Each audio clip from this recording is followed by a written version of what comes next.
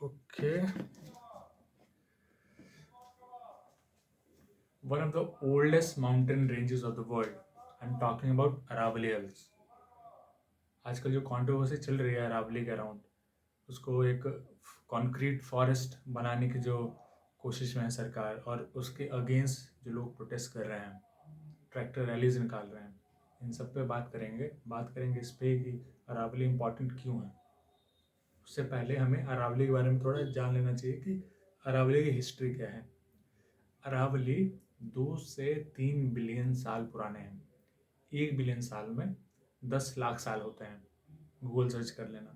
मतलब अरावली बने थे 10 लाख से 20 लाख साल पहले।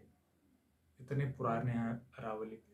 वहाँ से one of the oldest, one of the largest mountain system से आज तक की जर्नी सोच लो ज़रा कि अरावली में कितना डिसइंटीग्रेशन हुआ है, इरोजन की वजह से अरावली में क्या क्या असर पड़ा है, तो सब कुछ सोच लो।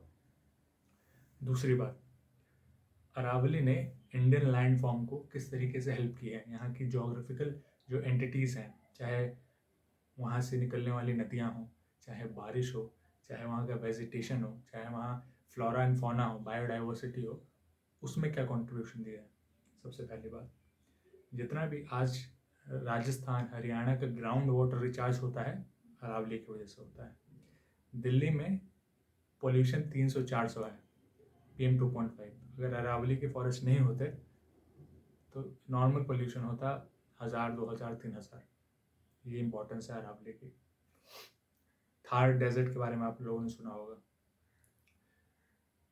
जो वेस्टर्न विंड्स बहते हैं, गर्म हवाएं, अरावली रुकता है उन्हें ईस्ट ऑफ राजस्थान जाने से। अगर नहीं होता अरावली तो पूरा राजस्थान रेगिस्तान होता। ये इंपॉर्टेंस है अरावली की। अब अरावली के साथ हुआ क्या है ये समझ लीजिए। जो 10 लाख साल या 20 लाख साल पहले अरावली बनी थी, one of the largest, one of the oldest mountain system, वो तो डिग्रेड होके या डिसइंटीग्रेट हो गया, इरोड होके छोटी हो गई या नहीं बची। लेकिन जितनी बची थी, जितना फॉरेस्ट कवर बचा था, उसमें क्या हुआ है?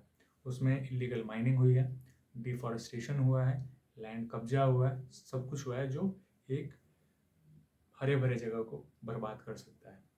और ये अब उसका सेकंड स्टेज है, जो एक इकोलॉजिकल एक प्रोटेक्टेड एरिया होना चाहिए था, अब उसमें कंक्रीट स्ट्रक्चर्स बन रहे हैं, पेड़ काटे जा रहे हैं। जो एक बिल्कुल प्रोटेक्टेड इकोलॉजिकल एरिया का दर्जा मिलना चाहिए था जिसे, अब उसे एक नॉर्मल वेस्ट लैंड या एक प्लॉट की तरह ट्रीट किया जा रहा है। इसलिए लोग धरने पर उतर रहे हैं। जैसे कि मैंने आपको बताया अरावली इसके कंट्रीब्यूट क्या करता है। अब समझ लेते हैं कि उसकी दूसरी साइड समझ लेते हैं कि अरावली की इम्पोर्टेंस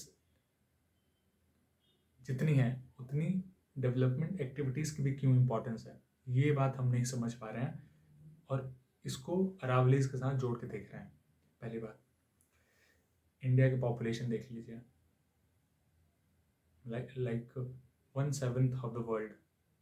अगर 8 बिलियन है तो 1 बिलियन इंडिया में है, और लैंड मास कितना है? 2.5 से 3%। अब ये पॉपुलेशन कहाँ जाएगी? कहीं तो हमें इंतज़ाम करना पड़ेगा।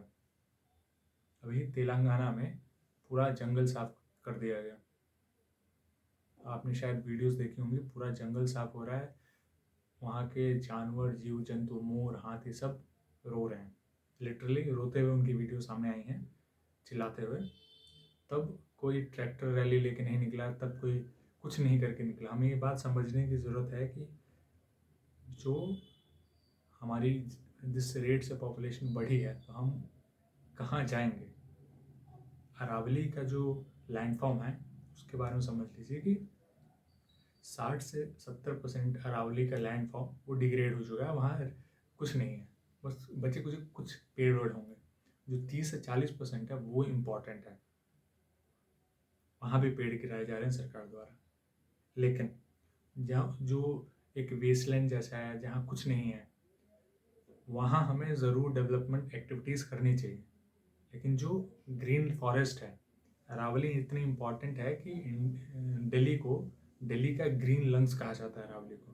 जो ग्रीन कवर है वो नहीं, उसको खतरा नहीं आना चाहिए। लेकिन जो 50 से 60% एरिया है जो इलीगल कामों की वजह से या इग्नोरेंस की वजह से डिग्रेड हो चुका है, अगर उसको छोड़ दिया गया तो वहाँ कल को कोई इलीगल माइग्रेंट आके बसेगा, कोई भी हो सकता है, वहाँ झुग्गियाँ बसाएगा, वहाँ 10 साल रहेगा, फिर 10 साल बाद एक सिरदर्दी हो जाएगी कि इसको यहाँ जो लोग बस गए हैं उनको कहाँ क्या करें, उनको हटाए कैसे।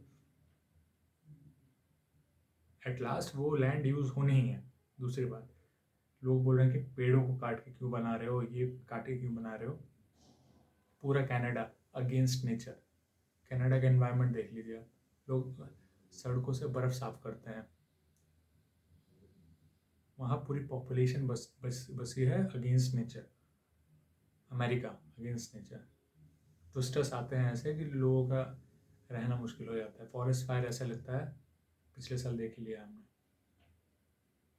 हमें एक बैलेंस की ज़रूरत है, जो सस्टेनेबिलिटी हमारी और नेचर की दोनों सबको साथ लेके चले। लेकिन अभी जो सरकार कर रही है उसमें सस्टेनेबिलिटी नहीं दिख रही, उसमें दिख रहा है कैपिटलिज्म, मुनाफा।